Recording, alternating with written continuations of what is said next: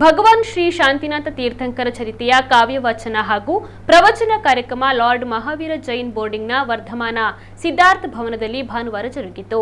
ಡಾ ಮಾಲತಿ ಹೆಗ್ಡೆ ಅವರು ಕಾರ್ಯಕ್ರಮವನ್ನು ಉದ್ಘಾಟಿಸಿದರು. ಲಾರ್ಡ್ ಮಹಾವೀರ ಜೈನ್ ಬೋರ್ಡಿಂಗ್ನ ಅಧ್ಯಕ್ಷ ಪುಷ್ಪರಾಜ್ ಜೈನ್ ಸ್ವಾಗತಿಸಿದರು.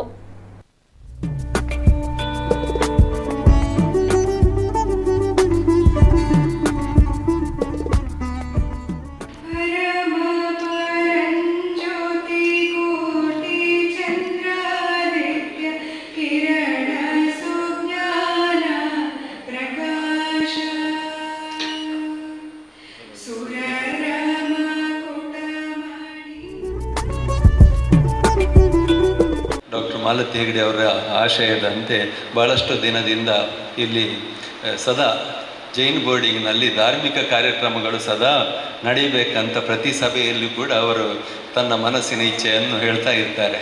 ಇಂಥ ಸಂದರ್ಭದಲ್ಲಿ ನಾವು ಈಗಾಗಲೇ ಕೆಲವು ತಿಂಗಳಿಂದ ಈ ಕಾರ್ಯಕ್ರಮ ಮಾಡಬೇಕಂತ ಹೇಳುವಂಥ ಆಲೋಚನೆ ಇರುವಾಗ ಮೊನ್ನೆ ತಾನೇ ಡಾಕ್ಟರ್ ಮಾಲತಿ ಹೆಗ್ಡೆ ಅವರು ಮುನಿರಾಜ ರೆಂಜಾಳ್ರವ್ರನ್ನ ಕೇಳಿಕೊಂಡ್ರು.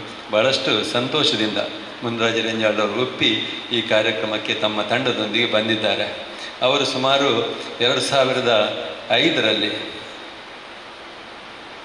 ಭರತೇಶ ವೈಭವ ಕಾರ್ಯಕ್ರಮವನ್ನು ಬಹಳಷ್ಟು ಅದ್ಭುತವಾಗಿ ಆ ಕಾರ್ಯಕ್ರಮ ಇವತ್ತು ಎಲ್ಲ ಬಂಧುಗಳ ಮನಸ್ಸಿನಲ್ಲಿ ಹೃದಯದಲ್ಲಿ ಅಚ್ಚಳಿಯದೆ ಹೇಗೆ ನಡೆದಿದೆ ಅಂತ ಉಳಿದಿದೆ. ಅಂಥ ಕಾರ್ಯಕ್ರಮವನ್ನು ನಾವು ಪುನೊಮ್ಮೆ ಮಂಗಳೂರಲ್ಲಿ ಮಾಡಬೇಕಂತ ಹೇಳುವಂಥ ಇಚ್ಛೆಯನ್ನು ನಾವು ಕಮಿಟಿಯವರು ಅವರ ಹತ್ರ ತಿಳಿಸಿದ್ದೇವೆ. 20 ವರ್ಷದ ನಂತರ ಪುನಃ ಮಾಡಬೇಕಂತ ಕೇಳುವಂಥ ಅವರ ಒಂದು ಮನಸ್ಸಿನ ಸ್ಥಿತಿಯನ್ನು ನಮಗೆ ತಿಳಿಸಿದರು. ಆದರೂ ಎಲ್ಲರ ಅಪೇಕ್ಷೆಯ ಮೇರೆಗೆ ಈಗ ಮಾಡಲಿಕ್ಕೆ ಅವರು ಒಪ್ಪಿದ್ದಾರೆ.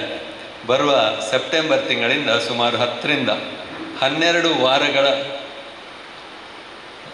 ಆದಿತ್ಯವಾರಗಳಲ್ಲಿ ಸಾಯಂಕಾಲ ಈ ಕಾರ್ಯಕ್ರಮವನ್ನು ಶ್ರೀಯುತ ನಮ್ಮ ಈ ನಾಡು ಕಂಡಂಥ ಶ್ರೇಷ್ಠ ವಿದ್ವಾಂಸರಾಗಿರುವಂಥ ಶ್ರೀಯುತ ಮುನಿರಾಜ ರೆಂಜಾಳ್ರು ನಡೆಸಿಕೊಡಲು ಒಪ್ಪಿದ್ದಾರೆ. ಅದಕ್ಕಾಗಿ ನಾನು ನಿಮಗೆ ಬಹಳ ಆಭಾರಿಯಾಗಿದ್ದೇನೆ.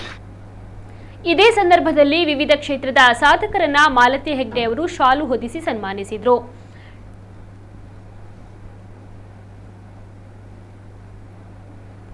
Doctor C K Ballal, Vilas Kumar, Ashok Kumar N K ಮೊದಲಾದವರು ಉಪಸ್ಥಿತರಿದ್ದರು.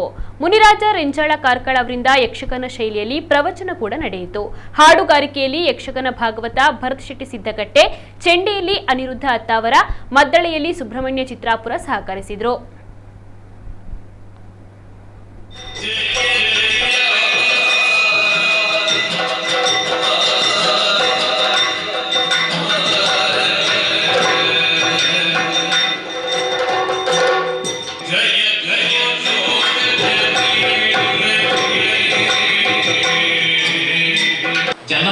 ಬರೆದಿರ್ತಕ್ಕಂತಹ ಶಾಂತಿ ಪುರಾಣವನ್ನ 1000 ಓಲೆಗರಿಯ ಪ್ರತಿ ಮಾಡಿ ಪೊನ್ನ ಬರೆದಿರ್ತಕ್ಕಂಥ ಕಾವ್ಯವನ್ನ ಅವರು ದಾನ ಮಾಡ್ತಾರೆ. ಜಾನಶಿಂತಾಮಣಿ ಅತ್ತಿಮಬ್ಬೆ ಅದನ್ನೇ ಯಾಕೆ ಆಯ್ಕೆ ಮಾಡಿಕೊಂಡ್ರು ಹೇಳಿದ್ರೆ ಅದು ಒಂದು. ಕೊನೆಯದಾಗಿ ಇನ್ನೊಂದು ಬಹಳ ಮುಖ್ಯವಾದ ಕಾರಣ, ಈ ತೀರ್ಥಂಕರರ ಪರಂಪರೆಯಲ್ಲಿ ಶಾಂತಿನಾಥರಿಗಿಂತ ಮೊದಲು ಇವರು 16ನೇ ತೀರ್ಥಂಕರರು.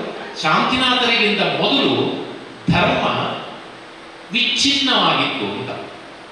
ಮಧ್ಯೆ ಧರ್ಮಕ್ಕೊಂದು ನಿಲುಗಡೆ, ಯಾರು ಧರ್ಮದ ಬಗ್ಗೆ ಯೋಚನೆ ಮಾಡುವವರಿಲ್ಲ, ಉಪದೇಶ ಮಾಡುವವರಿಲ್ಲ ಅಂತಕ್ಕಂಥ ಒಂದು ಸ್ಥಿತಿ ನಿರ್ಮಾಣ ಆಗಿತ್ತು. ಆದರೆ ಶಾಂತಿನಾಥ ಸ್ವಾಮಿಯ ನಂತರ ಇವತ್ತಿನವರೆಗೂ ಕೂಡ ಧರ್ಮ ಅವಿಚ್ಛಿನ್ನವಾಗಿ ಒಂದಿಷ್ಟು ಬ್ರೇಕ್ ಇಲ್ಲದೆ, ನಾವು ಫೋನ್ ಮಾಡುವಾಗ ಹೇಳ್ತೇವಲ್ಲ ವಾಯ್ಸ್ ಬ್ರೇಕ್ ಆಗ್ತದೆ ಅಂತ, ಅದೇ ಧರ್ಮ ಬ್ರೇಕ್ ಇಲ್ಲದೆ, ಯಾವುದೇ ರೀತಿಯ ಚಿನ್ನತೆ ಇಲ್ಲದೆ ಅದು ನಿರಂತರವಾಗಿ ಬಂದಿರತಕ್ಕಂಥದ್ದು ಶಾಂತಿನಾಥ ಸ್ವಾಮಿಯ ಬಳಿಕ. ಹಾಗಾಗಿ ಅದಕ್ಕೆ ಸ್ವಾಮಿ ಶಾಂತಿನಾಥ ಸ್ವಾಮಿ ಎನ್ನುವುದನ್ನು ಕೂಡ ಮನಸ್ಸಲ್ಲಿ ಇಟ್ಟುಕೊಂಡು